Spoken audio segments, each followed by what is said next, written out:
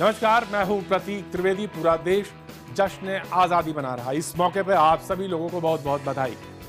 हम आपको तस्वीरें दिखाएंगे कि आज जश्न आज़ादी में कहां कहां किस तरह से लोगों ने झंडा फहराया और किस तरह से वो तस्वीरें देखने को मिली। सबसे पहले हम आपको बताएं कि प्रधानमंत्री ने लाल किले पर झंडा फहराया और पिछले 1 साल का उन्होंने लेखा जोखा सामने रखा।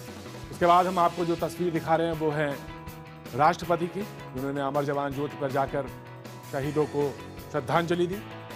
तीसरी तस्वीर है पटना से, जहां पर नीतीश कुमार ने झंडा फहराया और सलामी ली। चौथी तस्वीर है लखनऊ से, जहां अखिलेश ने पतंग उत्सव का उद्घाटन किया। अगली तस्वीर आप देख रहे हैं देवेंद्र फडणवीस ने मुंबई की है, जहां पे उन्होंने सलामी ली और झंडा फहराया। और अगली तस्वीर जो है आप देख रहे हैं वो है वाघा बॉर्डर की, जहां पर बीएसएफ के जवानों का जोश और खरोश देखने के लिए तमाम लोग आज इकट्ठा थे। तो ये तस्वीरें पूरे देश की, पूरे मुल्क की, जहां पे आज़ादी का जश्न किस तरह से मनाया गया, हम आपको दिखा रहे हैं। लेकिन सबसे पहले आज हम बात करेंगे लाल किले की। जी हाँ, बेसब्री से सबको इंतजार था कि आज लाल किले की प्राचीर से प्रधानमंत्री क्या बोलेंगे। प्रधानमंत्री ने आए और उन्होंने जो भाषण दिया उसको सुनने के बाद उन्होंने तमाम अगले साल में क्या कुछ करने वाली है सरकार, इसका एक तस्वीर दिखाई और पिछले 1 साल में क्या क्या कुछ किया वो भी बताया। आइए देखते हैं लाल किले से प्रधानमंत्री ने क्या कुछ कहा। लाल किले से पीएम ने बिजली के मोर्चे पर देश से किया सबसे बड़ा वादा। पीएम ने कहा कि जिन 18,500 गांवों में अब तक बिजली के खंभे नहीं पहुंचे हैं, वहां 1000 दिनों के भीतर बिजली पहुंचेगी। पीएम मोदी ने स्टार्टअप इंडिया और स्टैंड अप इंडिया का भी ऐलान किया। उन्होंने इन योजनाओं के जरिए बैंकों की 1.25 लाख शाखाओं से एक आदिवासी या दलित के साथ ही महिला उद्यमियों को स्टार्टअप लोन देने की अपील की। प्रधानमंत्री ने खनिज संपन्न राज्यों में हर साल खनिकों के लिए 6,000 करोड़ रुपए खर्च किए जाने का ऐलान किया। पीएम मोदी ने जब छोटी नौकरियों में से इंटरव्यू की व्यवस्था को खत्म करने की पहल का भरोसा दिया तो जनता ने तालियां बजाकर स्वागत किया। हिंदुस्तान का कोई जिला, हिंदुस्तान का कोई ब्लॉक ऐसा न हो कि आने वाले दिनों में नए स्टार्टअप शुरू न हुए हो। क्या भारत ये सपना नहीं दे सकता कि हम दुनिया में स्टार्टअप की दुनिया में भारत नंबर 1 पर पहुंचेगा? आप जिस उद्योग को ला रहे हो उसमें आप अधिकतम लोगों को अगर रोजगार देंगे तो आपको आर्थिक पैकेज अलग प्रकार का मिलेगा। प्रधानमंत्री मोदी ने कृषि मंत्रालय का नाम बदलकर कृषि एवं किसान कल्याण मंत्रालय करने का ऐलान तो किया ही, इसके अलावा किसानों को जितना यूरिया चाहिए उतना देने का भरोसा भी दिया। पीएम ने देश में सांप्रदायिकता और जातिवाद नहीं पनपने देने का संकल्प जताया। नरेंद्र मोदी ने 75वें स्वतंत्रता दिवस का संकल्प लेते हुए 2022 तक सक्षम, स्वस्थ, श्रेष्ठ, स्वाभिमानी, संपन्न और स्वावलंबी भारत के सपने को पूरा करने का वचन दिया। प्रधानमंत्री नरेंद्र मोदी ने लगभग 1.5 घंटे का अपना भाषण दिया और 1.5 घंटे के भाषण में उन्होंने पिछले 1 साल में जो कुछ वादे किए वो बताए और साथ साथ जो योजनाओं को लेकर जो उनका प्रतिबद्धताएं हैं उसकी ओर भी उन्होंने इशारा किया। प्रधानमंत्री ने बीते साल लाल किले से किए वादों का हिसाब भी देश को दिया। पीएम मोदी ने बताया कि बैंक खातों से वंचित 40% लोगों के खाते जनधन योजना के तहत खुलवाए गए। 17 करोड़ बैंक खाते खुलवाने के साथ ही 1 रुपए हर महीने के खर्च पर 2 लाख रुपए के बीमा की सुविधा दी गई। स्वच्छ भारत अभियान का जिक्र करते हुए पीएम ने कहा कि 2,62,000 स्कूलों में 4.25 लाख से ज्यादा टॉयलेट बनवाने की जरूरत महसूस हुई और आज करीब सारे टॉयलेट्स बन गए हैं। हर सर्वे में एक बात उजागर आती है कि इस टीम इंडिया की सबसे महत्वपूर्ण जन जन को छूने वाली कोई बात है तो वो स्वच्छता का अभियान। मोदी ने ईपीएफ लेन देन को आसान बनाने के लिए श्रमिकों को एक कार्ड जारी करने, कानून को सरल बनाकर 44 कानूनों को एक संहिता में समेटने का भी जिक्र किया। पीएम ने गैस सब्सिडी की चोरी में कटौती और डायरेक्ट टैक्स बेनिफिट योजना को मिली कामयाबी की बातें भी की।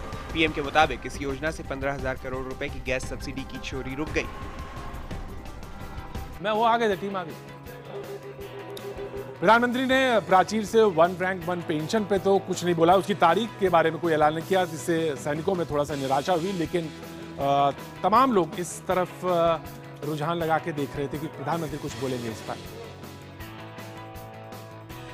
लाल किले के प्राचीर से पीएम ने दूसरी बार पूर्व सैनिकों को 1 रैंक 1 पेंशन देने की प्रतिबद्धता जताई। पीएम ने कहा कि इसकी राह में पेचीदगियों को दूर करने की कोशिशें जारी हैं। पीएम के भाषण से उम्मीद लगाकर जंतर मंतर पर आंदोलन कर रहे पूर्व सैनिकों को इससे निराशा हाथ लगी। नाराज पूर्व सैनिकों ने अपना विरोध जारी रखने का ऐलान किया। उन्होंने हमें 1 रैंक 1 पेंशन इम्प्लीमेंट नहीं किया। हम उसे इम्प्लीमेंट के लिए ही उनसे मांग रहे हैं, डेट दीजिए, डेट दीजिए, और डेफिनेशन बदली नहीं करेंगे नहीं बोला, तो फिर हम क्या करेंगे। लेकिन कांग्रेस ने पूरे भाषण को अहंकार से भरा बताया है। आइए देखिए कांग्रेस का क्या रिएक्शन था प्रधानमंत्री के भाषण पर। हालांकि कांग्रेस के नेता राहुल गांधी ने पीएम मोदी के भाषण पर प्रतिक्रिया नहीं दी, लेकिन विपक्षी दल के दूसरे नेताओं की तरफ से कड़ी प्रतिक्रिया आई। कांग्रेस ने भ्रष्टाचार, 1 रैंक 1 पेंशन और विदेश नीति को लेकर पीएम की आलोचना की। मनीष तिवारी ने मोदी के भाषण को अहंकार से भरा बताया। पूंजीपतियों के तिजोरियों में वो पैसा कैसे जाए, उसका खाका और उसकी रूपरेखा आज भारत के प्रधानमंत्री ने 15 अगस्त के प्रांगण से खींची है।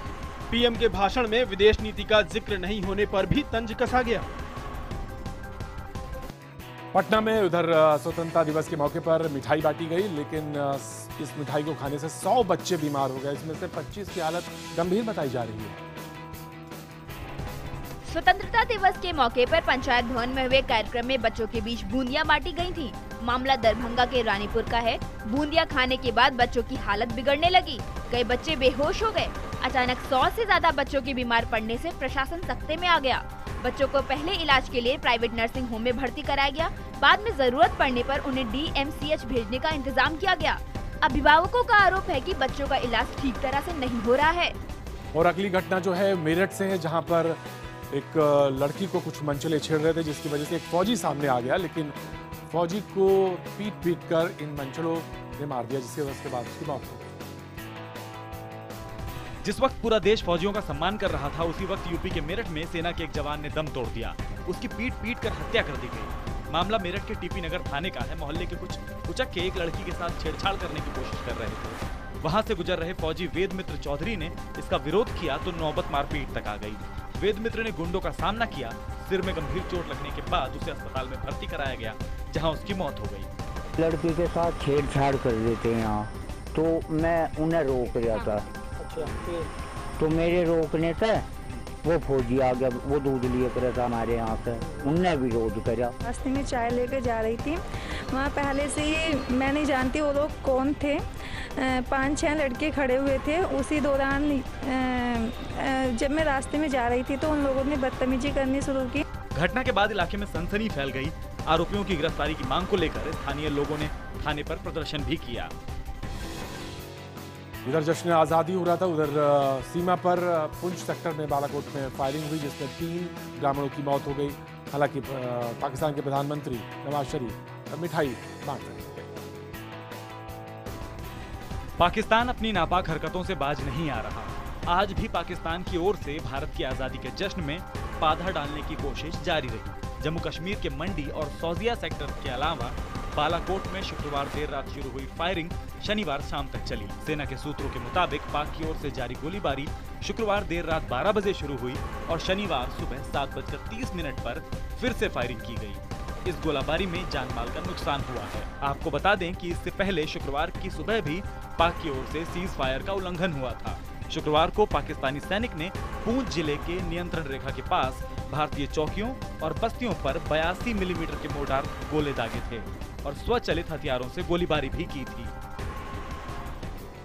और दिल्ली का एक विभत्स चेहरा फिर सामने देखने को मिला, जहां पे एक 7 साल की बच्ची को आनंद पर्वत पे लोगों ने पीट कर मार डाला। आइए देखते हैं ये रिपोर्ट। आंसू बेशक थम जाएं, लेकिन उसने जो खोया है उसकी कमी कभी पूरी नहीं होगी। घर वालों के मुताबिक गुरुवार रात पायल घर से सामान लेने के लिए निकली थी, लेकिन हमेशा की तरह पड़ोसी की दुकान से सामान न लेकर उसने दूसरी दुकान से सामान ले लिया। आरोप है कि इससे गुस्साए दुकानदार के नाबालिग बेटे ने उसे थप्पड़ों और घूंसों से बेरहमी से पीटा। घर वालों के मुताबिक अस्पताल में पता चला कि पिटाई से पायल की पसलियों में सूजन आ गई है। शुक्रवार रात अस्पताल ने उसे रिलीव कर दिया, लेकिन देर रात उसकी मौत हो गई। अब पुलिस पोस्टमार्टम रिपोर्ट आने के बाद कार्रवाई की बात कह रही है। हालांकि नाबालिग आरोपी को हिरासत में ले लिया गया है। तस्वीर हम आपको दिखाते हैं बिहार पटना से, जहां पर गुस्साए छात्रों ने जमकर तोड़फोड़ की। आइए देखते हैं ये रिपोर्ट, क्यों गुस्साए छात्र। किया तो नाराज छात्रों ने सिटी राइड बस पर हमला कर दिया। गुस्साए छात्रों ने बस के शीशे तोड़ डाले। जब तक पुलिस मौके पर पहुंचती, छात्र हंगामा कर फरार हो चुके थे। ड्राइवर की शिकायत पर पाटलिपुत्र थाने में मामला दर्ज कर लिया गया है। और अगली खबर महाराष्ट्र से, जहां पर एक सिलेंडर से तो ब्लास्ट से 2 दुकानों में नुकसान पहुंचा। आइए देखते हैं क्या है ये नुकसान और कितना हुआ नुकसान। मुंबई के कुर्ला इलाके के एक होटल में 5 सिलेंडर ब्लास्ट हो गए। इस हादसे में होटल सहित 2 और दुकानें जलकर खाक हो गईं। शुरुआती जांच के मुताबिक होटल के एक सिलेंडर में लीकेज हुआ, इसके बाद आग फैल गई। दुकान में रखे 4 और सिलेंडर आग की चपेट में आ गए और धमाका होने लगा। राहत की बात यही रही कि हादसे में किसी की जान नहीं गई। और अभी वक्त एक छोटे से ब्रेक का। ब्रेक के बाद हम फिर हाजिर होते हैं। बने रहिए, देखते रहिए आगे।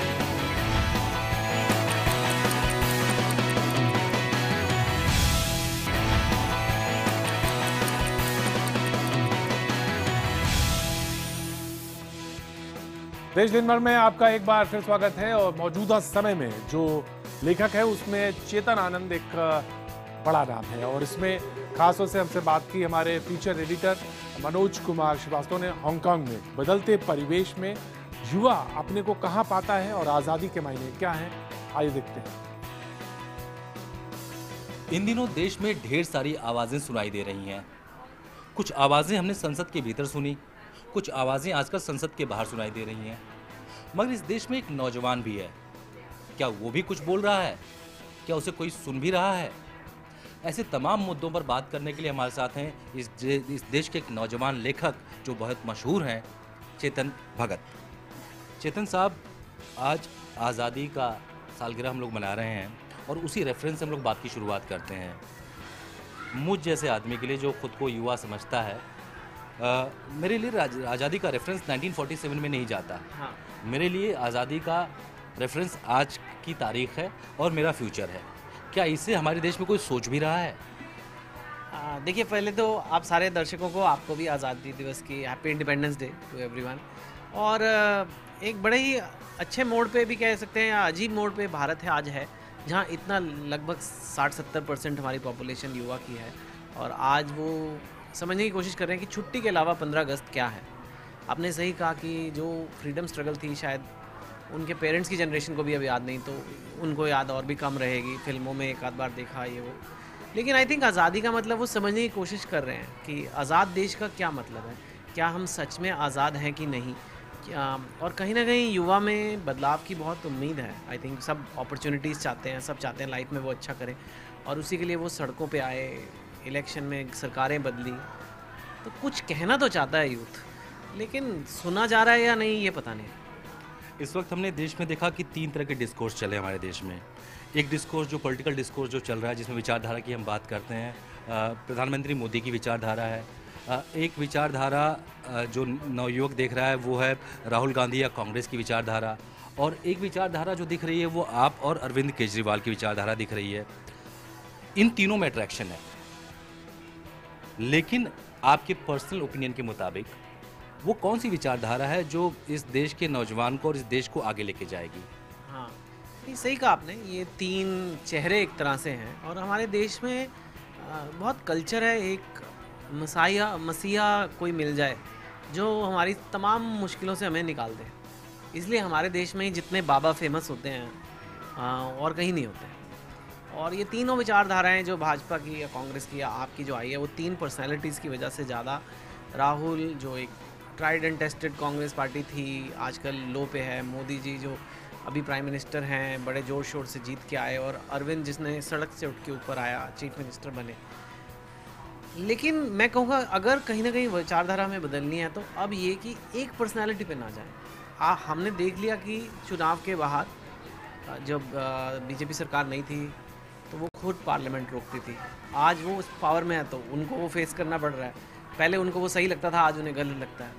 सेम वे कांग्रेस, पहले कोई परवाह नहीं थी देश की, अब छोटे से छोटे मुद्दे पे आप देखते हो कांग्रेस बोल रही है। अरविंद भी पहले पावर से पहले कुछ उनकी थी, अभी चेंज हो गए। तो लोगों पे मत जाइए आप। देश की जो मुसीबतें हैं वो एक पार्टी नहीं सॉल्व कर सकती, वो हम सबको मिलकर डिसाइड करना पड़ेगा कि हम अपने नेताओं से ये चाहते हैं। अगर हम सब ने डिसाइड कर लिया हम ये 5 चीज़ें, टॉप 5 चीज़ें नेताओं से चाहते हैं, तो सारे नेता वो हमें देने में लग जाएंगे। लेकिन हम खुद ही अगर लड़ते रहेंगे कि नहीं मेरा नेता जीतेगा, नहीं तुम्हारा नेता जीतेगा, तो उससे कुछ नहीं होगा।